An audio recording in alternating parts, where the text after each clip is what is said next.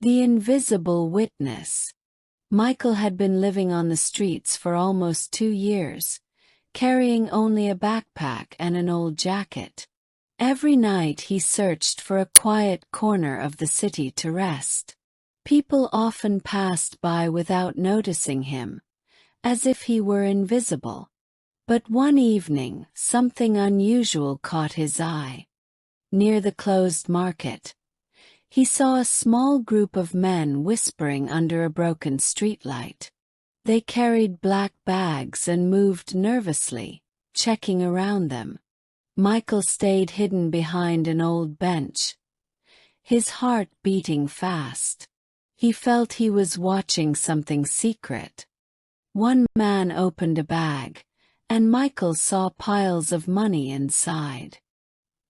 His hands grew cold, and he stepped back carefully to stay unseen. If they discovered him, his life could be in danger. Still, curiosity forced him to remain in the shadows. As they left, one of the men dropped a folded paper on the ground. None of them noticed it, and soon they disappeared into the night. Michael waited a few minutes before approaching. His fingers shook as he picked it up. The paper was full of numbers, dates, and a location near the old bus station. Michael could not understand everything, but he knew it was important. For the first time in years, he felt he was holding something powerful. Suspense filled his chest. The next night he walked carefully toward the bus station. The empty streets were cold, and his steps echoed loudly. He stopped behind an abandoned kiosk and waited in silence. Time passed slowly, but Michael kept his eyes alert. At midnight, a black van arrived. The same men stepped out, carrying the same bags as before. Michael's heart raced as he pressed his back against the kiosk.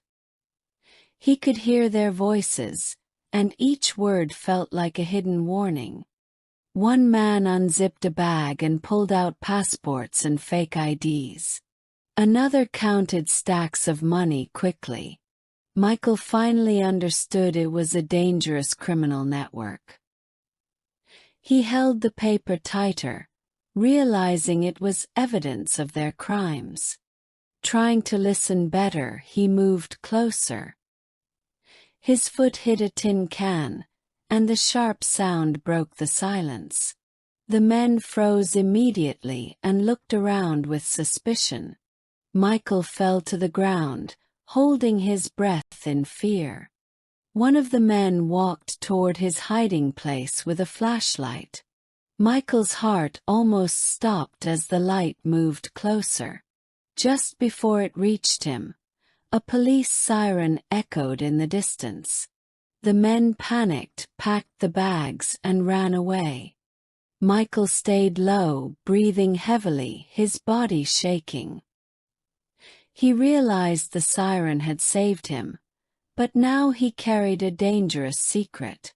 Could a homeless man really make a difference? He felt trapped between fear and responsibility.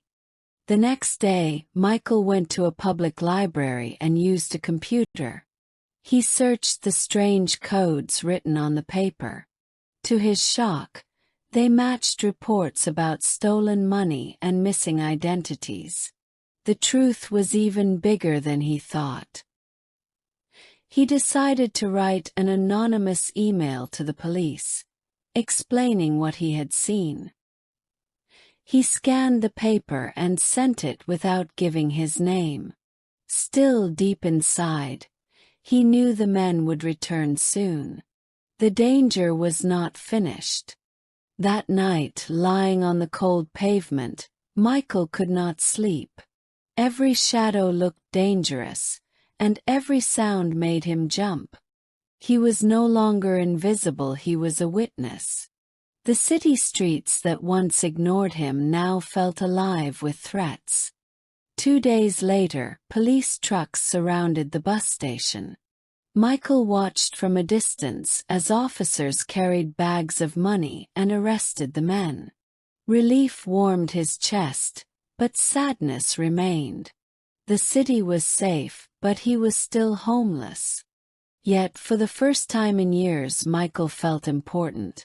His decision to act had stopped something dangerous. Sitting quietly on the pavement, he looked at the sunrise and whispered, "Maybe I am not invisible after all."